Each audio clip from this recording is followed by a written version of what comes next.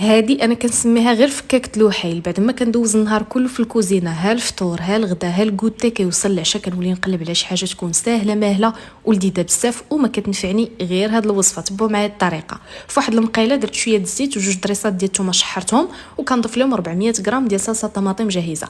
كنضيف التحميره والبزار والخرقوم والملحه. كنضيف ايضا الربيع، شويه د الكفته كنشحرهم مزيان ونخليهم حتى كيطيبوا. من بعد كنضيف لهم السباغيتي اللي ديجا سلقتها في الماء مع شويه الملح وشويه ديال الزيت.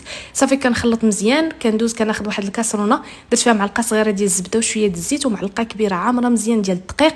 كنمزجهم مزيان حتى كيبداو كيغليو. كنضيف لهم الملح والبزار، شويه ديال البصله بودر، شويه ديال الثومه بودر، كيعطيو واحد المذاق واعر بزاف. زدت 2 كيسان ديال الحليب وكنبقى كنحركهم مزيان حتى كتعقد ليا لاصوص بيشاميل ديالي. كنرجع السباغيتي اللي وجدتها كندير هكا فواحد الصينيه ديال الفران او اي مولكه متوفر عندكم ديال الفران.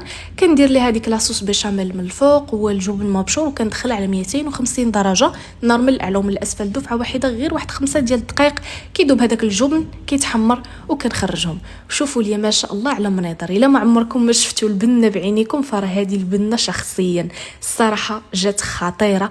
انصحكم وبشده انكم تجربوها. اهم حاجه انها اقتصاديه سهله سريعه وما كتاخذش منكم وقت طويل نهائيا في التحضير ديالها. وجدوها اليوم العشاء وردوا عليا الخبار، والى اللقاء فيديو قادم ان شاء الله.